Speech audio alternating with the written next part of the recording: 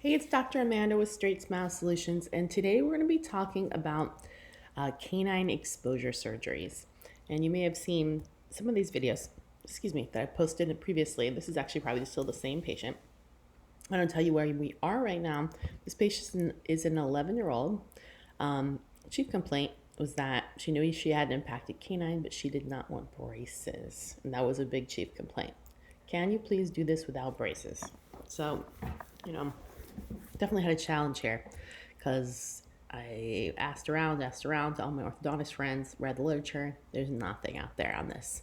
But conceivably, I looked at it and I talked to the oral surgeon. I'm like, it might be possible if we place a tad here and we slowly just retract and expose the canine.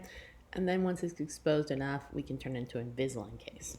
So that's the plan here. So this is way back in men. In May, you can see the position of the canine, okay? So crown is basically over tooth number 9. Here's tooth number 10. No, it is not transposed, actually. We did a CBCT. It's not. This is just the crown of this is in the way of the root uprighting of this. And we did do phase 1 aligners on this to try to at least consolidate the space here. We did a good job with that, but this guy never root uprighted. So this is in the way of this moving. We have to move this back, back towards the palate and over in order to be able to close this. So you can see how much space this tooth has already moved and come down, not only height, but also movement. We like to look in terms of how much movement. You look at the tip of the canine and see where it is relative to other landmarks. Of course, you're also looking at how vertical it is. So here we're definitely at about 45% if we drew a angle. And here, granted, it's a PA and that's a pano, so it's a little different, but I've seen a couple different x-rays, but definitely here you're saying more like 20%. So it's a lot better in terms of angulation. It's definitely a lot more vertical, but we actually wouldn't expect it to be totally vertical until it is where it's supposed to be.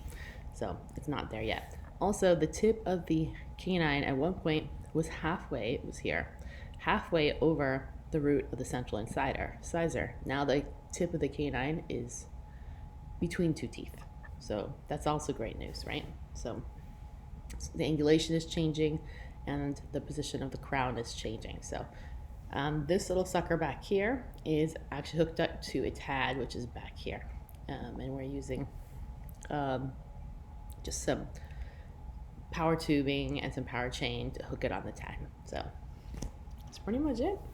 So 2 months, not bad. This was June 2020, so exactly 2 months between these two appointments and a couple activations. And hopefully later this summer or early in the fall we'll post again. Hopefully it should be more like this by then. All right, thanks so much.